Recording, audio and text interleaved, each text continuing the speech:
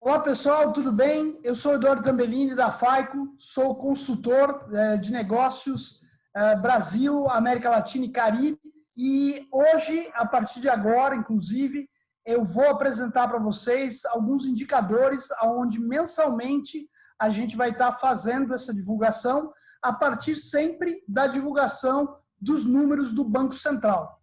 São dados muito importantes porque a gente tem, a partir de agora, 3 meses completos de pandemia, vamos chamar assim, onde a gente pode já colher um histórico, uma reflexão dos reais impactos no crédito frente à pandemia e essa crise da Covid-19. O importante, e começar mostrando, é que a gente tem uma relação que a gente acompanha todo mês, que é a relação crédito sobre PIB. A gente teve essa relação agora atingindo quase 50%, na verdade 49,7%. Essa é uma notícia seria super positiva se não fosse que, na verdade, o que está caindo é o PIB, então a relação de crédito ela acaba sendo maior porque o PIB está em baixa. A gente tem aí previsões até piores do que a gente tinha no início da pandemia, falando-se até, o FMI agora fez uma projeção de menos 9% do PIB Brasil.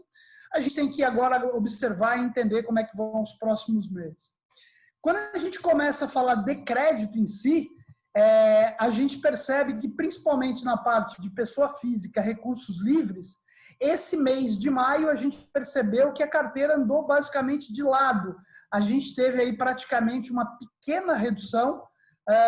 E aí sim, as concessões que já vinham em quedas do mês passado, elas praticamente tiveram aí uma retomada, muito puxada aí por alguns produtos que voltaram a ter um volume de concessão. Em relação à carteira em si, todos os produtos caíram, com exceção do crédito pessoal consignado, que ainda se mantém aí um pouco em termos de carteira. É importante a gente dizer que o grande impacto da carteira de crédito pessoas físicas, ela se dá na carteira de cartão de crédito. A gente vai ver alguns indicadores aí que mostram essa queda muito acentuada na parte de cartão de crédito.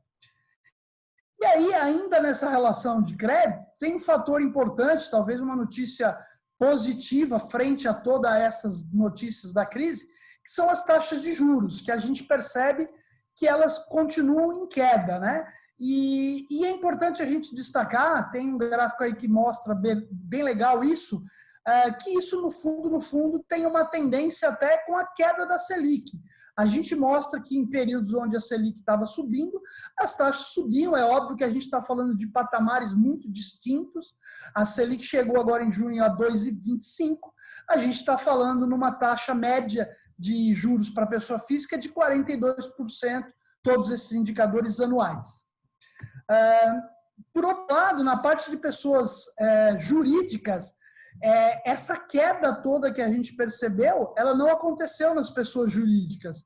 Ela teve muito pelo contrário, crescimento de carteira. E esse crescimento está muito voltado à demanda por capital de giro. A gente sabe que o impacto muito grande foram para as empresas, que, na verdade, acabaram tendo problemas de capital.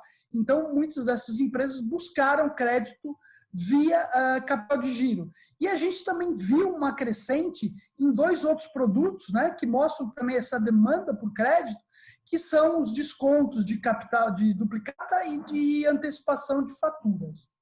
Então, a pessoa jurídica ela teve um movimento realmente muito diferenciado.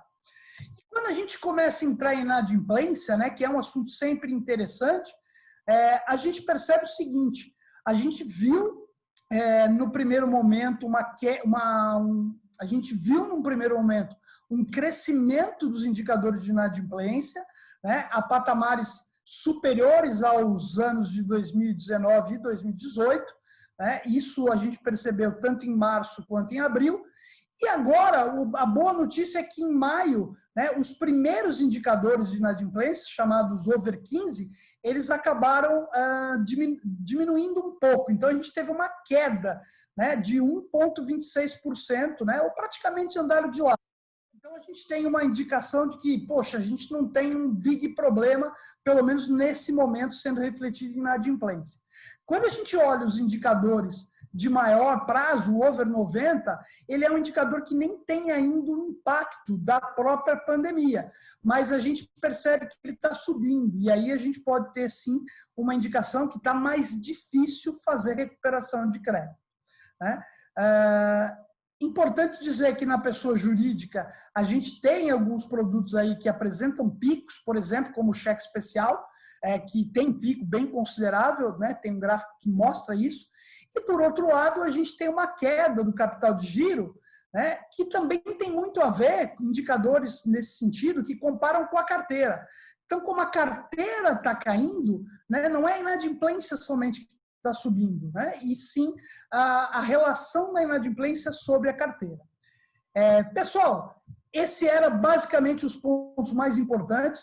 Eu queria dizer para vocês que todos esses indicadores, né, eles estão disponíveis no site do Bacen e também disponíveis de uma forma gráfica, né, no Risk Trends da FICO, que a gente está deixando o link para você fazer essa consulta. Então, esse mês foi isso. Mês que vem eu estou de volta com mais indicadores de como o mercado ele se comparou nesse período. Um grande abraço e até a próxima.